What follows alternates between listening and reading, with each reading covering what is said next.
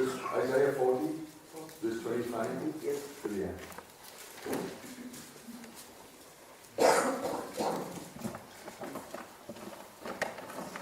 To whom then will you liken me?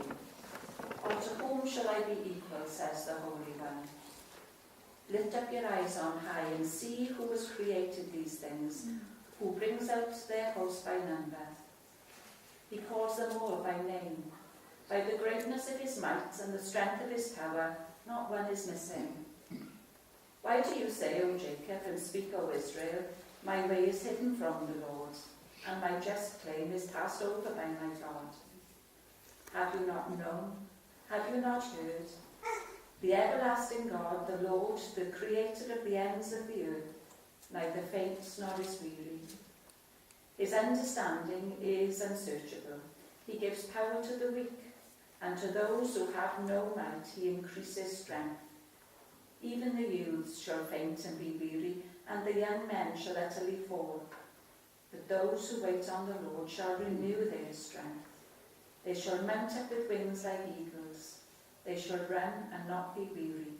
They shall walk and not faint.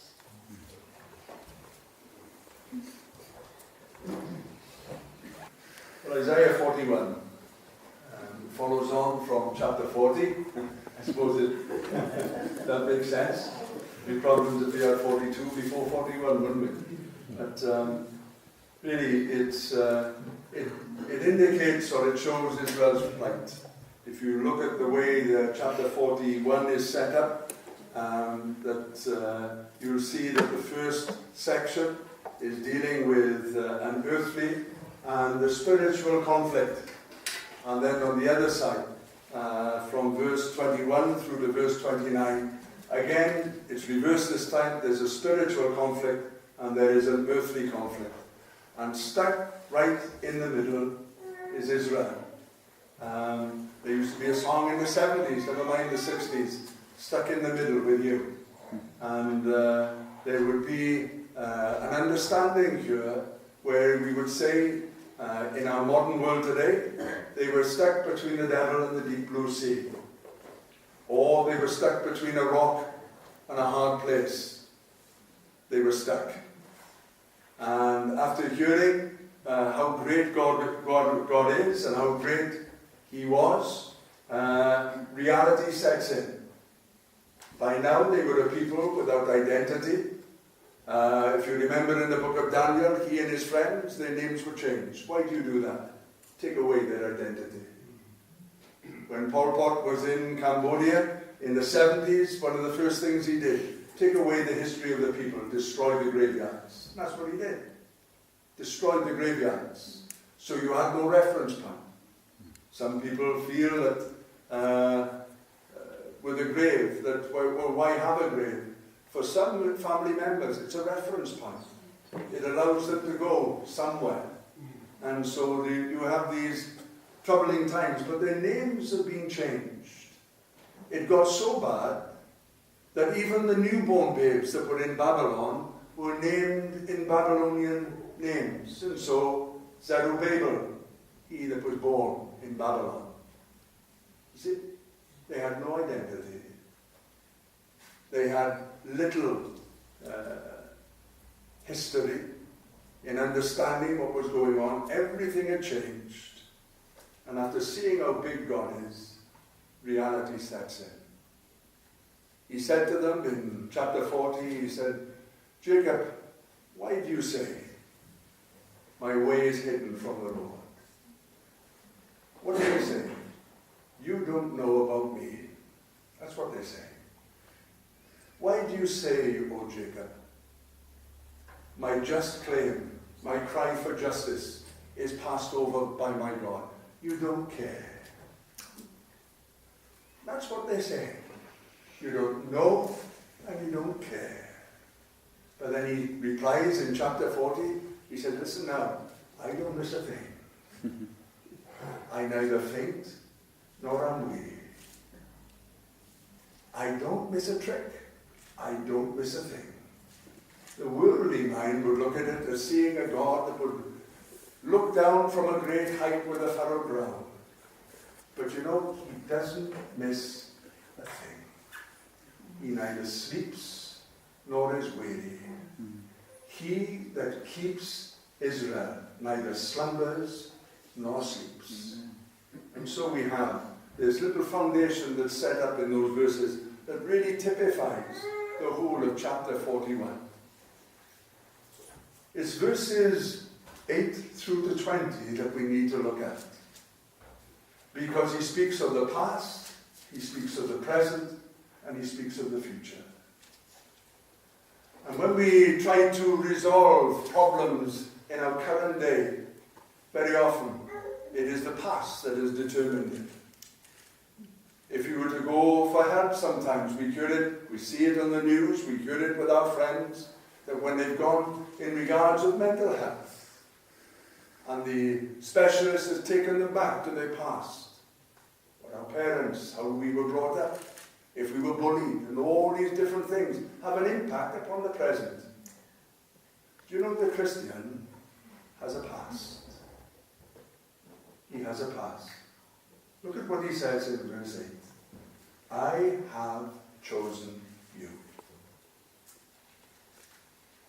Now you may feel that he does not know and he does not care. But you go back beyond the Battle of Hastings. You know that. You go back beyond the pyramids. You go back beyond the Garden of Eden. Do you know that? You've got a history. And the history begins here, where he says simply to those people who are stuck, that have no way to maneuver, that have no identity. Listen now, he says, I have chosen you. And then he goes on to say in the same verse, I think, or verse 9, I have called you. Then in verse 9 again, he says, I have spoken to you. And then in verse 9 again, he says, and he reminds them, I have not chosen you, or I have chosen you, I have not cast you away. It almost leaves it with a question. I have chosen you, why would I cast you away? Why would I do that? And so you might feel at this present time, in the situation that you're in, that he doesn't know and he doesn't care. But he assures us that he doesn't miss a thing. It's not when a sparrow falls to the earth, our poor English suffers us to put up with that, to think that the thing that the sparrow dreads, the final day of his life, is the day that God notices him. No. That word fall means when the sparrow hops along the floor. He doesn't miss a thing.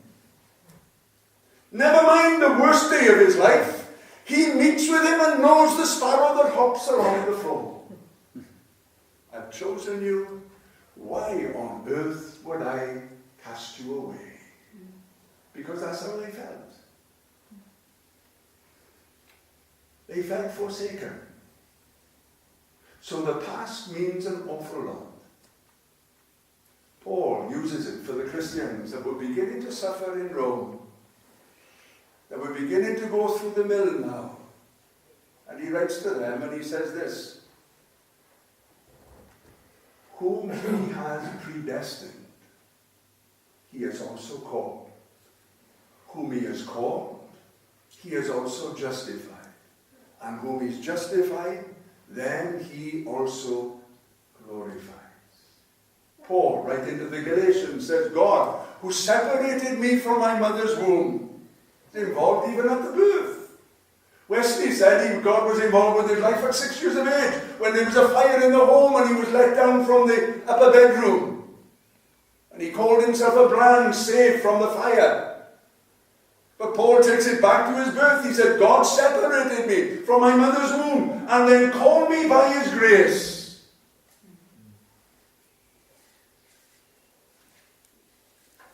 To reveal his Son in me. It's important, you know, that you've got to understand that you have a history And the history is this: God has chosen you. He has called you. He has spoken to you. I have chosen you. I have not cast you away. But that's how they were feeling. So he brings it up to the present. In verse 10, he moves from I have to I am. From past tense to present tense. It's no good having a God of yesteryear. And yet it forms a great bedrock for us to what he did in former days, to what he's doing today. You read of the psalmist in Psalm 22, it's probably the whole of the psalm that Jesus may well have quoted up there on the cross. Listen to what he says at the first outset. My God, why have you forsaken me? Why are you so far from the cry within my heart? The roaring that's going on within me. And then he says this, our fathers trusted in you. They trusted and were delivered. You see, he fell back on what God has done. But now you've got to bring it to reality. You've got to bring it up to date. And in verse 10, he repeats a phrase that is repeated 3 times. Verse 10, he says this, fear not. Verse 13, fear not. Verse 14, fear not. But we're sticking with the present. Fear not. Do not be afraid. Why? For I am with you. If you could join that up, couple it up with the beginning or the end of verse 9. I have chosen you.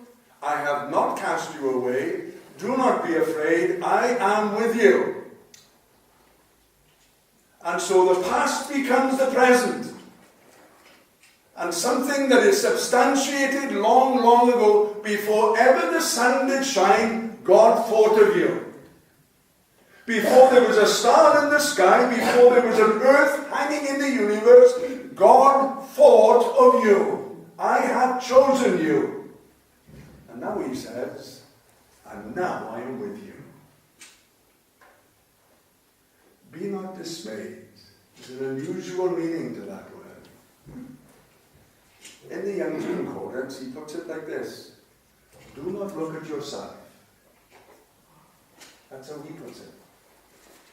Do not look at yourself. I am your God. That's exactly what Isaiah said a little earlier in the reading that Judith took. Look, lift up your eyes on high and see who has created these things. The Lord God, the creator of the heavens and the earth, who sits upon the circle of the earth. He brings it to the present. I am with you. I am your God. There's no need to fear. But what of the future? Tomorrow sometimes can haunt us, you know. We can dread tomorrow. I don't mean the dentist. I don't mean the doctor's appointment. I don't mean a possible confrontation. We can sometimes dread tomorrow of what it might bring. Will it be a repeat of today? Oh no, don't let it be that. I remember talking to Martin Rees, after he had that, what we all thought was a stroke. They were unable to determine what he had way back in those earlier years. And I remember talking to him in the Heath Hospital. And he said this. He said, the worst thing is when you wake up in the morning and the first thing that comes to your mind is this. Will it happen again today? Undermined his whole confidence. Will it happen again today? If we went for a walk, he would leave me for dust. We used to go, him and Gwyneth, me and Judith, we'd go for walks. And you'd have these photographs. You'd see Gwyneth very often in the distance. Martin's up on top of the mountain. He's already up there. Gwyneth's making her way up, and we'd be with Gwyneth. He was so fit and apt to maneuver up over the hills and mountains and all the different things. He'd be dressed for the occasion and all the rest. But I remember those words. I dread tomorrow, or I dread today, because will today again be a reoccurring of what happened yesterday? We can dread tomorrow. And so, from verse 10, you have nothing but assurances. Listen now, I've chosen you. I have not cast you away. I am with you. I am your God. That's the relationship sealed. Watch what he says now. Verse 10. I will strengthen you. Verse 10. I will help you. Verse 10. I will uphold you. Verse 10. I will hold your right hand. We talked, didn't we, about this God that's coming with a strong hand. And he tried to explain in Isaiah 40 how big his hand is.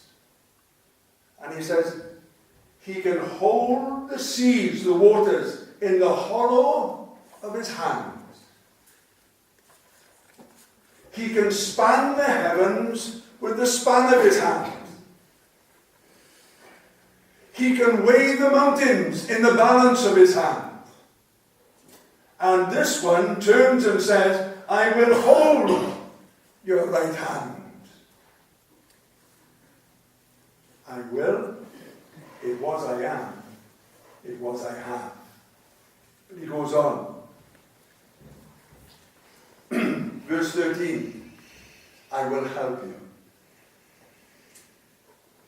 And you can almost hear the remonstrance that silence you, where perhaps the children of Israel would retort back and say, but he says, but I will help you again in verse 14. I will help you, little gap, and I will help you. Verse 15, I will make you. That's important, isn't it? There's a danger of Christianity that we become nothing. And it's a point that we have to look at, maybe in the coming days. What does God want to make of us? But at the moment, there is many a soul at the moment that needs to know this. I will strengthen you, I will help you, I will uphold you, I'll hold your right hand, I will help you, and here I'll make you. And then he goes on to say this, I will hear you. But they had no altar, see? They had no altar. They stopped sacrificing in Babylon. They don't sacrifice where there's no altar. And it's at the altar that God promised to meet with them. And he promises them this group of people that have lost everything as far as they're concerned, in a rut for 70 years. A generation has passed and a new generation has come, and they're stuck and tainted with the same history. They're stuck right in the middle. A spiritual conflict, an earthly conflict. You listen to the news, you feel completely powerless. Whether we're talking of Virginia State in America, whether we're talking of some part of London, whether we're talking of Birmingham, where they're not picking up the rubbish, all these different things, and the Tom, Dick and Harry of the street has no power at all. But he comes and says, I'll come, and I will strengthen you, I will help you, I will uphold you, I'll hold that right hand of yours. Never mind about you holding me, I'm holding you at the moment. I will help you, I will help you, I will make you, I will hear you. Standing somewhere in the shadows is Jesus. And he's holding your hand. It's the language of Exodus. I remember when Neil took over the Exodus studies just to break in and talk of different things. But Exodus 6, and I wondered what he was going to get out of it. And remember that Tuesday night, I was so glassy-eyed when he started talking. This is what he says in Exodus 6. I'll bring you out. I will bring you out. I will rescue you. I will redeem you. I will take you. I will bring you in, and I will give you. Same language. Same language all the time. I will, I will, I will, I will, I will, I will, I will. You see, when you read the story of Israel coming out of Babylon sometimes. You read it in a way, you'll have mentions of Egypt in there. What does it say? The same spirit that brought them out of Egypt is the same spirit that will get them out of Babylon. God will do it all. Then he goes on in verses 18 and 19. I'll just read these. They're lovely verses. Verses 18 and 19. I will open rivers in desolate heights. I will open fountains in the midst of the valleys. I will make the wilderness a pool of water. I will make the dry land springs of water.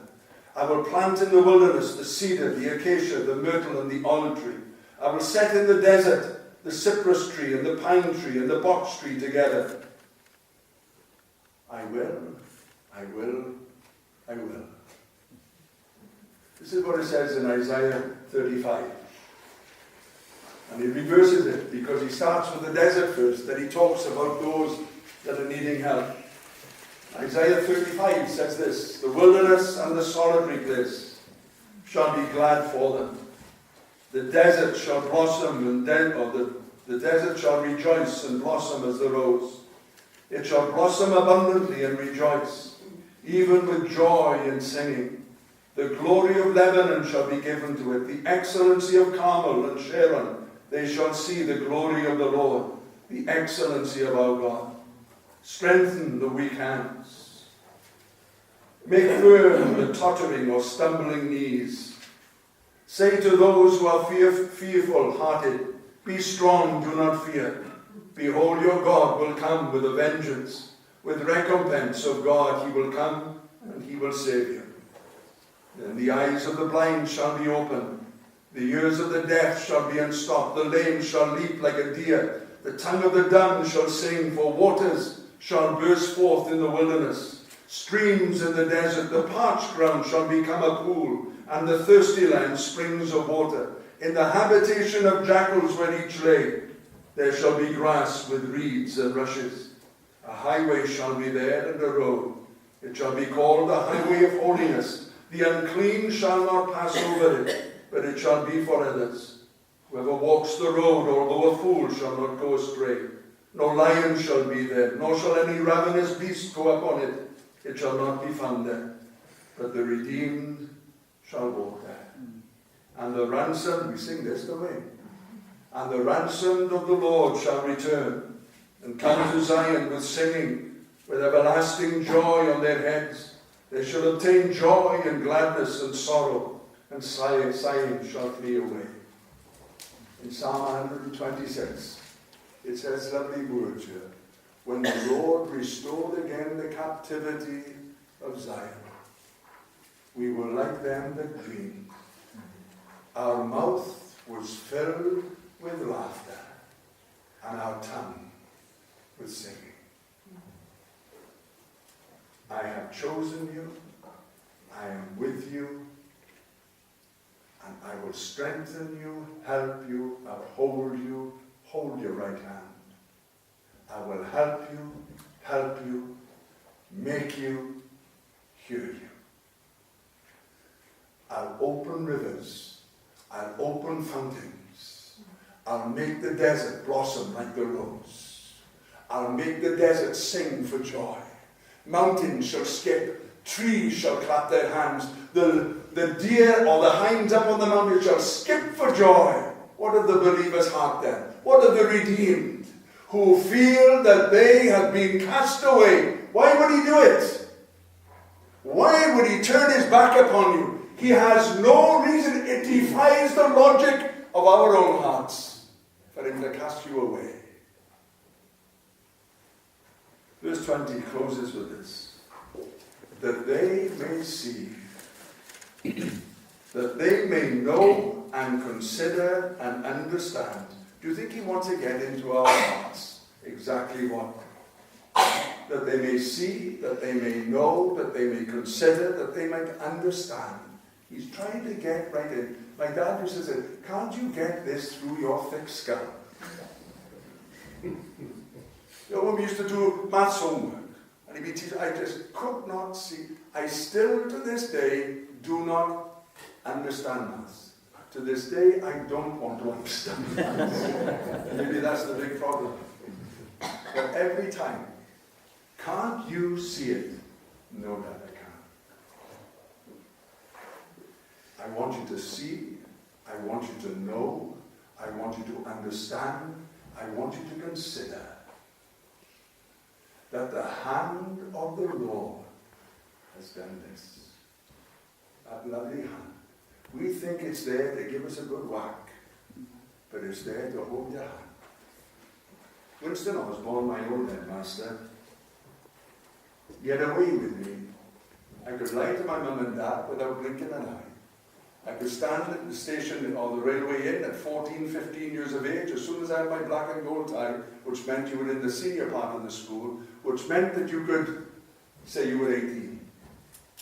I could go in there on a Monday afternoon, lunchtime at 14, 15 years of age, and they turned and asked me the age, and I could tell him straight to a T that it was 6th of the 5th, 1952, 4 years older than what I actually was. I bat an eyelid. I had no problem lying. Winston Osborne would come to me. And he'd say, Martin, you went to school yesterday? No, Mr. Osborne, I was up the mountain for Bryn Manning.